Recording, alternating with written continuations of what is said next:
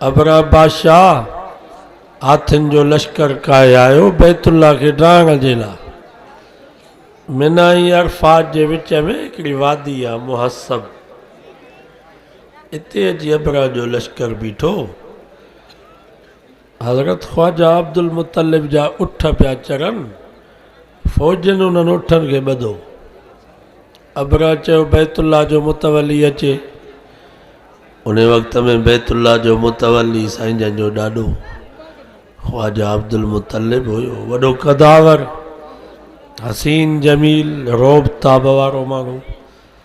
रिवायात में अचे थो जॾहिं अब्दुल मुतलिब अबरा जे साम्हूं आयो त अबरा ते एॾो रोब थी वियो जो इस्तक़बाल में अबरा उथी बीठो।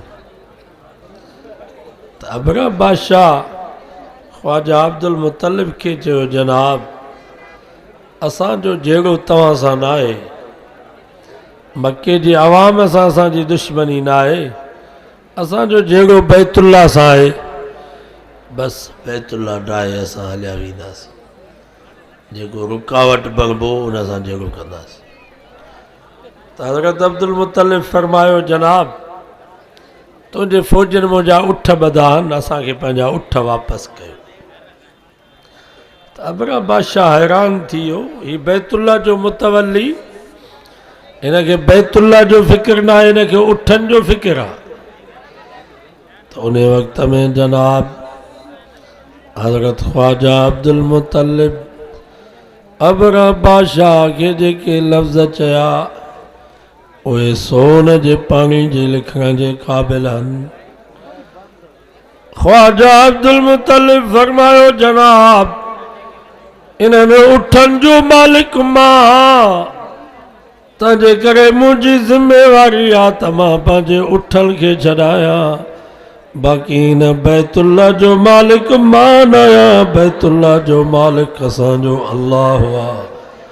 रब पंहिंजे घर जी हिफ़ाज़त पाण कंदो। ॿुधायो मुस्लमानो, अल्लाह पंहिंजे घर जी हिफ़ाज़त कई या न कई? अलम तर कैफ़ फ़अल रब्बुक बिअस्हाबिल फ़ील अलम यजअल कैदहुम फ़ी तज़लील। फरमाई अबरा बादशाह हाथन जो लश्कर काए आयो बैतुल्ला खे ढाहण जी लाइ। रब फरमायो पोइ उन जे मुक़ाबले जी लाइ मां रब पाण हेठि लही कोन आयुसि, का फ़रिश्तनि जी तरबियत याफ़्ता फ़ौज उन जे मुक़ाबले में न आई। या अल्लाह कहिड़ो तुंहिंजो लश्कर हो? अल्लाह से फरमायो, वमा यालमु जुनूद रब्बिक इल्लाहु। हज़ारे मुंहिंजा लश्कर अथव, हज़ारे मुंहिंजूं फ़ौजूं आहिनि, आसमान मुंहिंजो लश्कर, ज़मीन मुंहिंजो लश्कर, तूफ़ान मुंहिंजो लश्कर, सैलाब मुंहिंजो लश्कर, दरिया ऐं समुंदर बि मुंहिंजो लश्कर, केवलियूं माकोड़ा भी मुंहिंजो लश्कर अथव, मच्छर भी मुंहिंजो लश्कर अथव।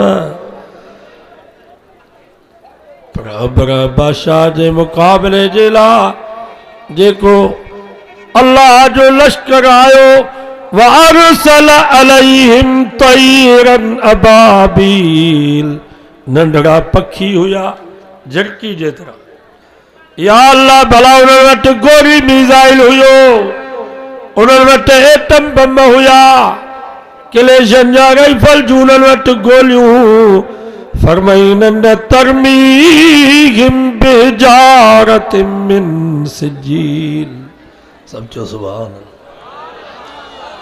दाल जे चणे जेतिरियूं नंढड़ियूं पथरियूं खणी आया, ॿ चंबनि में हिकिड़ी चोभ में उहे पथरियूं उन्हनि उछलायूं। जंहिं बि फ़ौजीअ जे मथे खे उहा पथरी लॻे पई, उन फ़ौजी खे किरास करे, हाथी के किरास करे वञी ज़मीन में सुराख पई करे। उते जो उते वो फ़ौजी वो हाथी फाटी फाटी ज़रा ज़रा बनी पियो वञे। फजालहुम कास्फिम माकूल, मां ईअं करे छॾियो मान जो ओलड़ गाह हुजे। ॿुधायो रब पंहिंजे घर जी हिफ़ाज़त कई या न कई? रसूलुल्लाह माना अल्लाह जो रसूल जे बैतुल्लाह जी रब हिफ़ाज़त कई, ये रसूलुल्लाह जी भी रब हिफ़ाज़त कई। सब मक्के जा सरदार तलवारूं खणी अचे नबी से जे घर जे ॿाहिरां बीठा त जो असां अल्लाह जे नबी खे न छॾींदासीं। अल्लाह से फरमायो मुंहिंजा महबूब ॿाहिरि निकिर। या अल्लाह मां किथों निकिरां, गिराठ जेतिरी भी जाइ खाली ना है।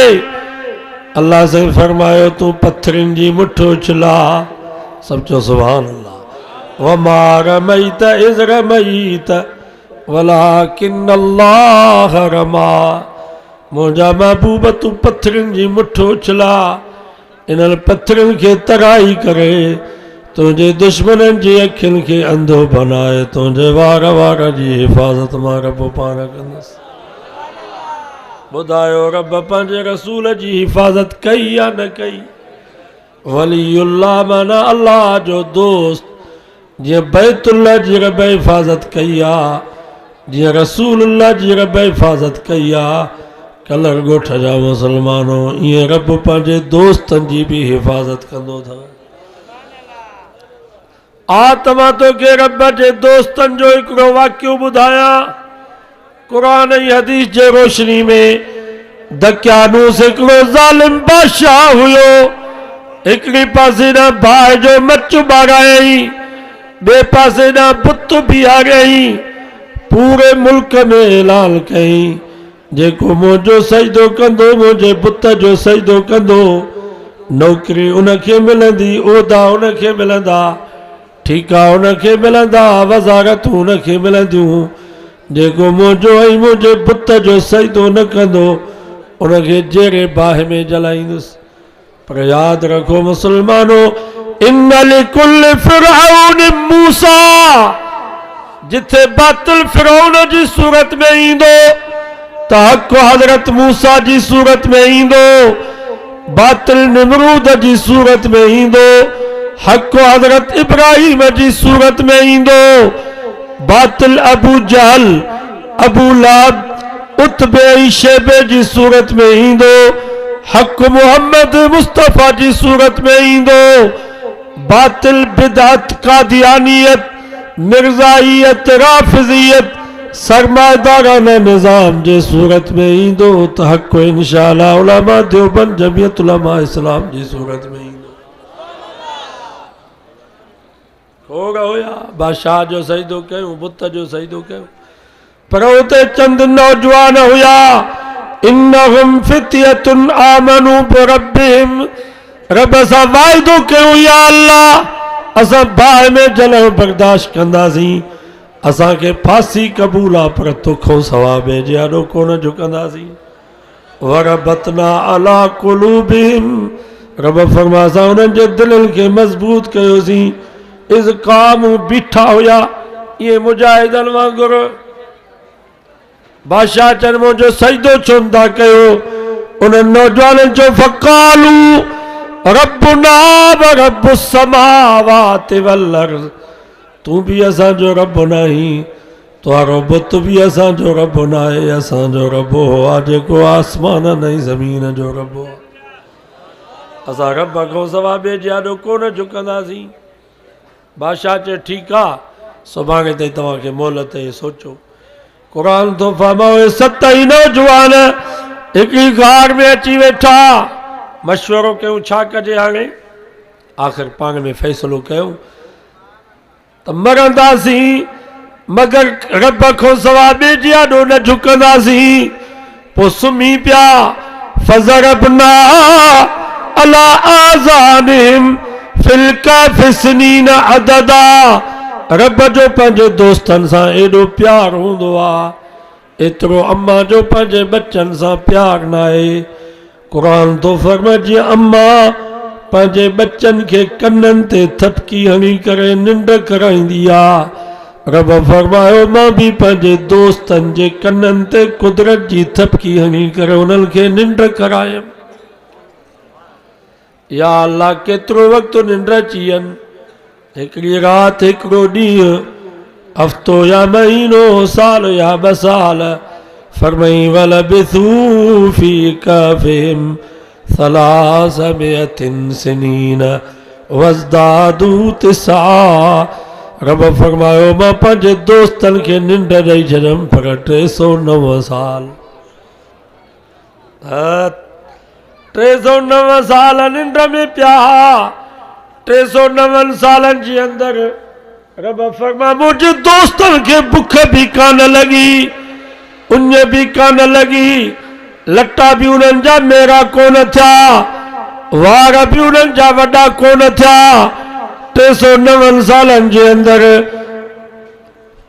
उन्हनि खे थक भी कोन थियो। वनुकल्लिबुहुम ज़ातल यमीन व ज़ातल शिमाल। रब फरमायो मां पंहिंजे दोस्तनि जे पासनि खे भी तब्दील कंदो रहियुसि। करमल सॼे पासे सुता पिया, करमल खॿे पासे सुता पिया। ॿुधायो रब पंहिंजे दोस्तनि जी हिफ़ाज़त कई या न कई? कलामुल्लाह इन कलाम जी निस्बत कान्हे आहे, अल्लाह ॾे। जीअं बैतुल्लाह जी रब हिफ़ाज़त कई आहे, जीअं रसूलुल्लाह जी रब हिफ़ाज़त कई आहे, जीअं वलीउल्लाह जी रब हिफ़ाज़त कई आहे, ई अल्लाह पंहिंजे कलाम जी भी हिफ़ाज़त कई आहे। 1442 साल पहिरीं मस्जिद नबी जे मुसल्ले ते जेको असांजे सोने नबी मोहम्मद मुस्तफ़ा क़ुरान पढ़ियो, उहो साॻो क़ुरान सांगी जी जामे मस्जिद में या कलर ॻोठ जे मदरसे जी मस्जिद में रमज़ान में हाफ़िज़ हो साॻो क़ुरान पढ़े पियो। न ज़बर ज़ेर में तब्दीली, न जज़म ऐं नुक़्ते में तब्दीली। इन्ना नहनु नज़्ज़लना ज़िक्र व इन्ना लहू लहाफ़िज़ून। रब फरमाई खज़ानो असांजो आहे, तंहिंजे करे न खज़ाने जी हिफ़ाज़त भी असां पाण कंदासीं। या अल्लाह ज़रदारी पंहिंजे खज़ाने जी हिफ़ाज़त दुबई थो करे, नवाज़ शरीफ़ पंहिंजे खज़ाने जी हिफ़ाज़त बर्तानिया पियो करे, इमरान पंहिंजे खज़ाने जी हिफ़ाज़त यहूदल माइटल वटि पियो करे। भला ही तुंहिंजो क़ीमती खज़ानो इन जी हिफ़ाज़त किथे थींदी? लोही कोटनि में, मज़बूत किलनि में, लोह जे अलमारिन ऐं पेटिनि में। अल्लाह से फरमायो न बल हुवा आयातुम बय्यिनात फी सुदूरिल लज़ीन ऊतुल इल्म। रब फरमायो असां पंहिंजे खज़ाने जी हिफ़ाज़त कई आहे आलिमनि ऐं हाफ़िज़नि जे सीननि में। अॼु जेके हाफ़िज़ ग़रीब मिस्कीननि जा बच्चा थिया, इन्हनि जे सीननि में अल्लाह जो ख़ज़ानो महफ़ूज़ अथव। पोइ ज़रदारीअ जो ख़ज़ानो कंहिं किले में हुजे ऐं उन किले खे केरु खाट वणे, ज़रदारी छॾींदो? इमरान जो ख़ज़ानो कंहिं अलमारी में पियल हुजे ऐं उन जे ताले खे केरु भञे, ख़ज़ाने खे लुटण जी कोशिश करे, इमरान छॾींदो? अल्लाह से फरमायो मुंहिंजो ख़ज़ानो इन्हनि आलिमनि ऐं हाफ़िज़नि जे सीननि में अथव। जेकॾहिं इन्हनि खे कंहिं खाट हणण जी कोशिश कई, मां रब न छॾींदोसांनि।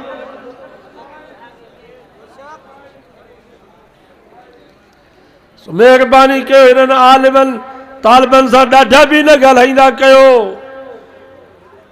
इन्हनि जे सीननि में अल्लाह जो ख़ज़ानो महफ़ूज़ अथव।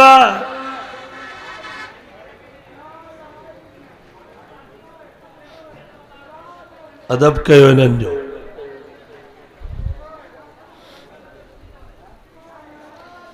परवेज़ कल्ह मुकु पियो ॾेखारे त मां मौलनि खे न छॾींदुसि। अॼु दुबईअ में रोए थो पियो कमीनो त मां बीमार आहियां, शिकिल ॾिठी अथसि परवेज़ जी, पर हाल में अॼु बि शेर वांगुरु गॾंदा पिया वठनि।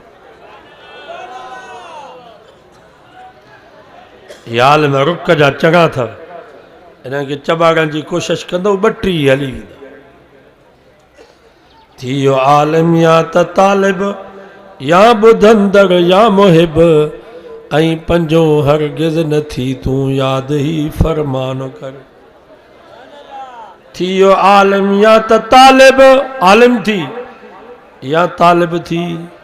थियो आलिम या त तालिब या ॿुधंदड़ या ॿुधो, जीअं अॼु वेठा हो, यो भी ताल्लुक़ आहे क़ुरान सां। या मुहिब, चौथे नंबर ते इन्हनि सां मुहबत रखो। पंजो हरगिज़ न थी जा, जेकर मुहबत भी न हुई आलिमनि तालिबनि सां फतो लक वो बर्बाद थी वेंदे। आलिमनि खे ॾिसी दिलि ठरे थी या न? इन्हनि तालिबनि खे ॾिसी दिलि ठरी नी, सम्झो त इहा ईमान जी निशानी आहे। के त पिया था सड़नि साग में, त ही कलर ॻोठ भेगा जंगल में मदरसो, हेतिरा आलिम थिया, हेतिरा हाफ़िज़ थिया, तव्हांजी दिलि ख़ुशि थिए थी नी? सम्झो अल्हम्दुलिल्लाह। ऐं अॼु हिते जेके आलिम थिया आहिनि या हाफ़िज़ थिया आहिनि, सिर्फ़ु उन्हनि जा उस्ताद ख़ुशि न थियनि, सिर्फ़ु मदरसे जो मोहतमिम क़ाज़ी अब्दुल सत्तार ख़ुशि न थिए, सिर्फ़ु उन्हनि जा वालिदैन ख़ुशि न थियनि, बल्कि तव्हां जेकी भी जमायती आया हो सभिनीनि जे लाइ ख़ुशी आहे। तव्हां सभिनी खे ख़ुशि थियणु खपे, छो त तव्हां जेको हिन मदरसे में तावन कयो उनजो नतीजो तव्हांखे मिलियो। त तव्हां जेके पैसा ॾिना, चांवरनि जो कटो ॾिनो, अन जी बोरी ॾिनो आहे, तव्हांजी सजाई थी। असां तव्हांजे पैसनि खे सजायो कयो आहे, अजायो न कयो आहे। सखर में वॾो जलसो हो बरेलियुनि जो, पोइ कराची जो हिननि जो वॾो मौलवी आयो, पोइ बरेलियुनि खे चई त अड़े होशियारु थियो, देवबंदी जमायत वारा तव्हांखे मारिया, उन्हनि जा पैसा मदरसनि ते पिया ख़र्च थियनि, उन्हनि जे पैसनि में आलिम पिया तयारु थियनि, हाफ़िज़ पिया तयारु थियनि, कारी पिया तयारु थियनि, मुफ़्ती पिया तयारु थियनि, मुहद्दिस ऐं मुजाहिद पिया तयारु थियनि। तव्हांजा पैसा रुगो टीजनि ते पिया ख़र्च थियनि, जुमाननि ते पिया ख़र्च थियनि, ख़तमनि ते पिया ख़र्च थियनि, यारीअ जे खीर ते पिया ख़र्च थियनि, 40 नई ॿारनि ते पिया ख़र्च थियनि। महिरबानी कयो, हे टीजा बंदि कयो, जुमाना बंदि कयो, ये 40 ऐं 12 बंदि कयो, ये ख़तम ऐं यारनि जा खीर बंदि कयो। रुगो हलवे खोर मुल्ला था पैदा कयो, रुगो भत खोर मौलवी पिया पैदा कयो, पैसा मदरसनि ते ख़र्च कयो त आलिम ऐं हाफ़िज़ पैदा थियनि। माना दुश्मन भी समझे पियो त देवबंदी जमात जा पैसा चङे कम ते ख़र्च पिया थियनि।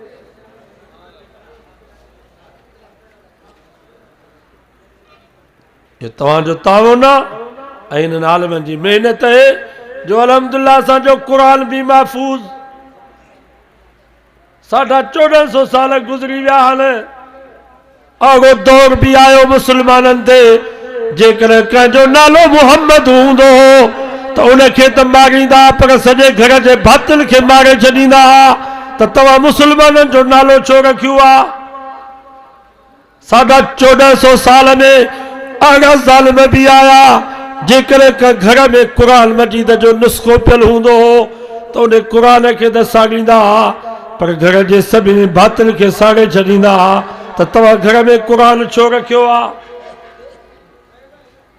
अहिड़ो दौर भी आयो जो हज़ारे लखनि जे तादाद में कुरान मजीद जा नुस्ख़ा समुंड में उछलायूं, जो केतिरनि महिलनि ताईं समुंड जो पाणी कुरान जी मस सां कारो थी वियो।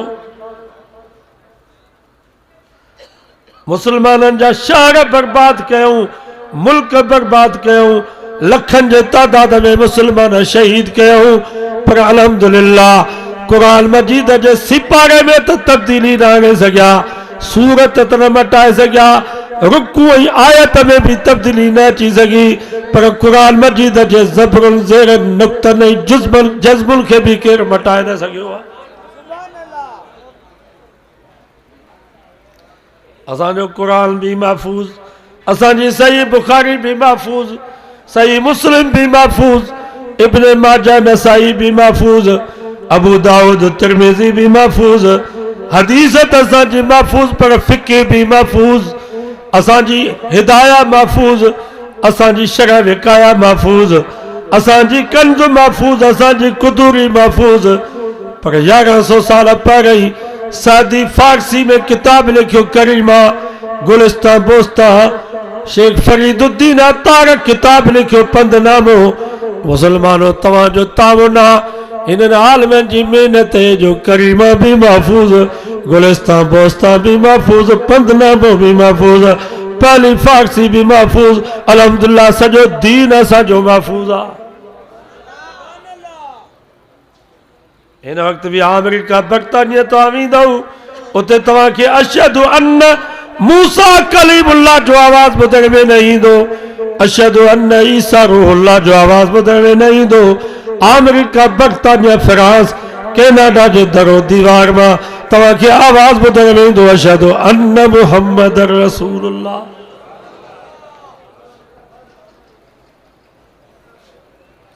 तंहिंजे करे जो वाइदो कयो पहिरें नंबर ते त असां पंहिंजे बच्चनि खे मदरसे में छॾींदासीं, आलिम हाफ़िज़ बनाईंदासूं।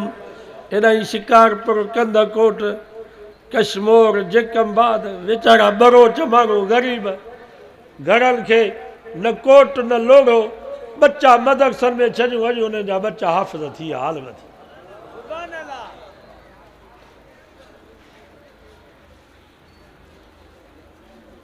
भला तव्हां गुरबत जे करे छॾियो भला बच्चा मदरसे में, महांगाई आहे। हिकिड़ो कुराड़ो रोए पियो, मां चयोमांसि छो थो रोई? चई मूंखे बाबे ॿेली बीहारियो हो वॾेरे वटि मानीअ ते, पघार बि कान मिलंदी, सॼो ॾींहुं कुतर कंदो हुउसि, गाहु कंदो हुउसि, मेहिन जा छेणा खणंदो हुउसि, ॿ वेला रुगो मानी मिलंदी हुई, पघार बि कान हुई। हाणे रोआं थो इन जे करे जो बाबो रुगो मानीअ जे करे मदरसे में छॾे अचे हा त मां आलिम ई हाफ़िज़ थी वञा हा। भला तव्हां इन जे करे बच्चा मदरसे में छॾियो, महांगाई आहे, भला हिते पढ़ंदा, मानी मिलंदनि, लटा कपिड़ा मिलंदनि, इन जे करे मदरसे में रुगो बच्चा छॾींदो तॾहिं बि हाफ़िज़ आलिम थी वेंदो। ॿिए नंबर ते हिन मदरसनि जी ख़िदमत कयो, ख़िदमत तव्हां ई असांखे करणी आहे। मौलाना फज़ल रहमान साहब चयो त एजेंट्स ने मूंखे चयो त मौलाना इमरान सां ठाह कर, न त मदरसे जो मोहतमिम तुंहिंजे ख़िलाफ़ थींदी, मदरसे जो मौलवी तुंहिंजे ख़िलाफ़ थींदी, मस्जिद जो पेशमाम ऐं मुफ्ती तुंहिंजे ख़िलाफ़ थींदो। 500 अरब डॉलर आया आहिनि अमेरिका खां मौलवियुनि खे ख़रीद करण जे लाइ।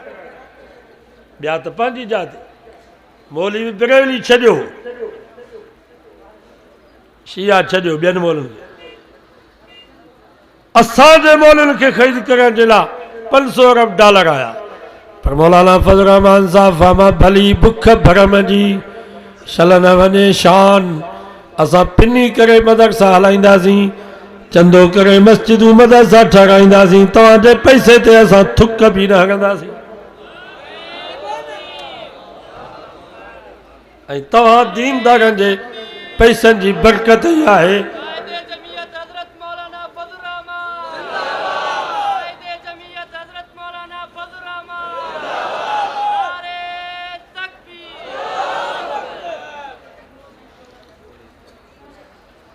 पर साल वफ़ाक में